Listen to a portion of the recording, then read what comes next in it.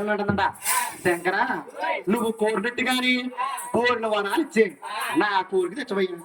అలాగంటే ఇప్పుడు ఆనాడు శంకరుడు అంటున్నాడు, అమ్మా ఒక దేవలోకాలమైనా ఒక నరలోకమైనా కళ్యాణం ఆడాలి. కళ్యాణం ఆడాలంటే నీ దగ్గర చూస్తే ముచ్చటగా 3 మైళ్ళు ఉన్నాయి. ఆ 3 మైళ్ళు ఏంటంటావా అమ్మా, నువ్వు ఓంకరం సముద్రంలో పుట్టే అది నీకు మొదట మైలు. అదే కాకుండా ఆడవారు 12 సంవత్సర ప్రాయంలో రౌసులు అవుతారు, అది నీకు 2 మైలు. మా ముగ్గురిని కన్నావు పెంచావు కన్న తల్లివయ్యాడు.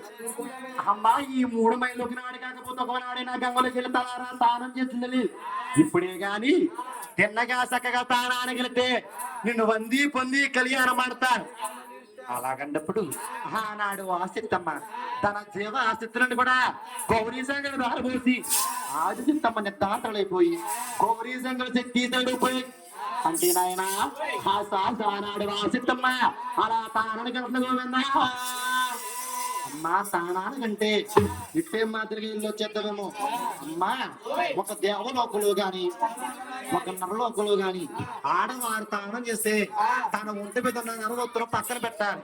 అలాగని ఆ ఆదిశక్తమ్మ తన నరవోత్తరం అంతా పక్కన పెట్టి అంటే నాయన ఒళ్ళు ఎక్కడా కనిపించకుండా ఒట్టల్లా చూసారా ఒళ్ళల్లా జుట్టు కప్పుకొని అలా తానని గడుపుకుపోయినా ఓలమ్మ నా మొందరా